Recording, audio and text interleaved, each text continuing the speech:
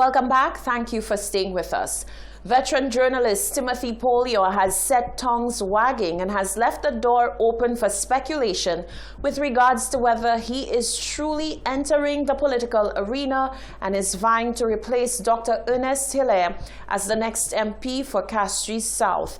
Our Hot 7 team took to the streets to find out what the public thinks about the longtime news personality possibly switching over to politics. He has dominated primetime television as a longtime TV news anchor. He's also dominated the radios with his lunchtime talk show Newspin. I'm talking about none other than veteran journalist Timothy Polio. Now, word on the street is he is also looking to dominate the ballot boxes as he is reportedly eyeing the Castries South seat on a UWP ticket. So we decided to ask members of the public whether they think it's a good career move for him to enter the fray of politics. Here's what they had to say. I'm a bit shocked about the matter, but not too surprised, but a bit shocked. I mean, it's all good to each his own if one feel he can acquire or apply themselves to that position, and he thinks that he has the propensity or the capacity to represent his constituency. I mean, kudos to the gentleman. Deputy décidé ça gon, moi supporter 100% de vie décidé. Pour la faire pour faire ça, ça pas un problème. Alushan gila, ça me dola. Well, I believe, Timothy is well loved, and of course the experience, I think his political experience and from, being behind the news desk over the years will definitely, lend something. So I support him. If he's going to go up, and I give him all my blessings, and may the best man win at the end of the day. Si il voulait pour try luck, il a try. So man, try ça, c'est lui qui savent ça about. C'est lui qui nous fait l'idée pour garder côté primaire. So si primaire en politique là passer média là. So c'est lui qui savent ça pour faire. Timothy Polio going up for elections. Wow, what a surprise. Congratulations to him. At least we'll have somebody to go under. Well, you just heard what they had to say. As for Mr. Polio, whether he decides to run or not is left to be seen. Reporting for Hot 7 News, I am Rochelle Gonzalez. Thank you very much, Rochelle, and I'm sure by now almost everyone has seen the photo of Timothy Polio in his vehicle having some car trouble and being assisted by Dr. Ernest Hilaire. It's been all the rage on social media. Quite a few memes have been spawned from that. But veteran politician Dr. Kenny Anthony, who is the island's former prime minister, has chosen to keep mum on the news that another veteran, a media veteran that is, might be eyeing a seat in the next general election. Speculation has been rife that Timothy Polio is vying to be chosen by the UWP as a candidate for the Castries South seat, where he will be going head-to-head with the current St. Lucia Labour Party MP, Dr. Ernest Hilaire. Polio himself has indicated that he has been approached by the political party, but is yet to confirm whether he has thrown his hat into the pool vying to be a candidate. On Thursday morning, Hot 7 TV cheekily asked Dr. Anthony for his thoughts on the possibility of Polio entering the political arena. He gave this tongue-in-cheek response. No comment on that. I will wait until it happens. I don't comment on that. And by the way, he's on my desk. Dr. Anthony and Timothy Polio share a famously antagonistic relationship where during his stint as Prime Minister, Dr. Anthony once branded Polio a media terrorist. Officials of the Ministry of Education hosted a press conference on Wednesday to announce and discuss CXC results. The island's chief education officer said she was pleased that the exam was held throughout the region, and the fact that St. Lucian officials were resolute that students needed to finish their secondary school education is commendable. Genevieve Gonzague has more.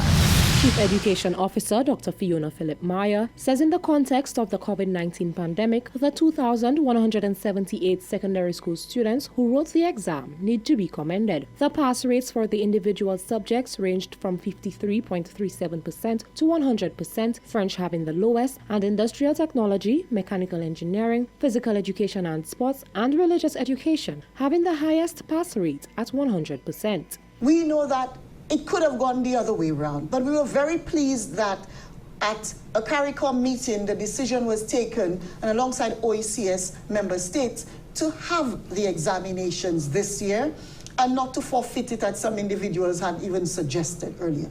So this is testimony to us as a people that we decided to move with this as a Caribbean unit, and more so St. Lucia being resolute that our students needed to complete their secondary school education. As we say, well done to our students, but we also reflect upon improvements that needs to be had, and where do we go from there? 27 out of 34 subjects obtained a pass rate over 70%. 16 out of 34 subjects recorded an increase in performance, and 15 subjects recorded a decrease in performance. There continues to be concern about the overall performance in mathematics, which has been a challenge for many years. Deputy Chief of Instruction Dawson Ragnanan gave preliminary quantitative analysis. The blue graph represents English, and the red one represents mathematics. Just by taking a cursory look, the first look that you take, you would see a marked difference between the two. And we have the performances from 2015 all the way to 2020. You would see a constant or a steady increase in the performance in English language, or English A, that's at the CXC level. And so that this year we have a mean of 84.49%, the highest mean that that has been recorded over those years. However, for mathematics, again, we're looking at it, and we're seeing that the performance has declined. From last year, it was 48.64%, and this year we have 43.95%. Again, we continue to look at the mathematics, and we need to really look at it, to really look at what are some of the factors that really affects the performance of our students in that area. And so as you look at it, you would see that there is that when it comes significant decrease that we're seeing here. And it's something that is of concern to us at the Ministry of Education. It's something that we are continuing to look into so that we can continue to see how we can improve the performance in mathematics. The results beg many questions about the effectiveness of the various interventions by the ministry in math over the years. But it speaks to continuous engagement with our principals, with our curriculum officers, with our education officers, with our teachers. And we are pleased that through the team, we have a numeracy coordinator, we have a curriculum officer for mathematics. There's been a lot of work on the ground to do very practical things with our coaches to improve upon the delivery of instruction. We must appreciate CXC, SBAs, the environment we found ourselves in, the time that the kids were away from the face-to-face instruction, and that there are some subjects for which, if you stay at home and do it, it can happen a lot easier, but others that you really need somebody there to explain. And mathematics is one of those that when you get lost, you really need the teacher to be able to support you. And so we recognize that this is not something we wanted to happen, but we have tried to work in the best interest of our students. But moving forward, it's a definite discussion with our curriculum officers in particular, our numeracy coach, and the team alongside our educators. What can we do to ensure that our students can maximize their instruction in that area? The modified CXC exams were held during the months of July and August due to the COVID-19 pandemic. Candidates were primarily assessed by their performance in the multiple choice paper 1 and SBAs. Reporting for Hot 7 News, I am Genevieve Gonzague. Former board member of the Work Permit Committee, Lawrence Poyot, is calling for the Labour Department as well as the Labour Minister to get out there and do their jobs in terms of clamping down on the illegal employment of foreign nationals in St. Lucia. Poyot says this has been going on for far too long. A former member of the Work Permit Committee has sent out a call for the Minister of Labour, as well as the Department of Labour, to spring into action and make a better effort at enforcing the laws in existence against foreign nationals working in St. Lucia without a valid work permit. This call comes after the Department of Labour issued a press release this week urging compliance with the work permit requirements for employment of foreign nationals in St. Lucia. On Thursday morning, Lawrence Poyet said the same treatment dished out to locals who flout the laws should be dished out to foreigners as well. He said the problem has gone unattended for far too long. Well, the law is extremely clear. This is a matter that must be addressed by the Minister of Labour and the Department of Labour.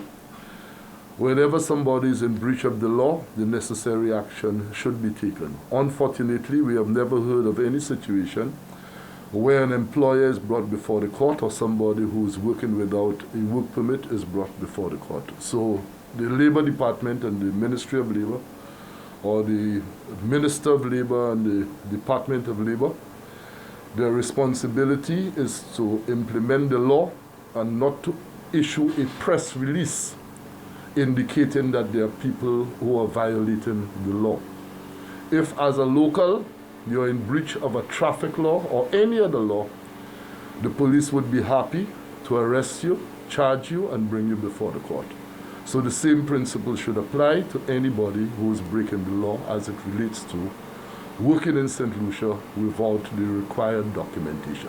Poyet said the laissez-faire approach to the issue was not always in existence. However, with the current state of affairs, there is a need for a more serious approach to be taken. In the old days, you actually had a committee that reviewed, the applications for work permits. And on more than one occasion, the national workers wrote indicating that the committee should be reinstated.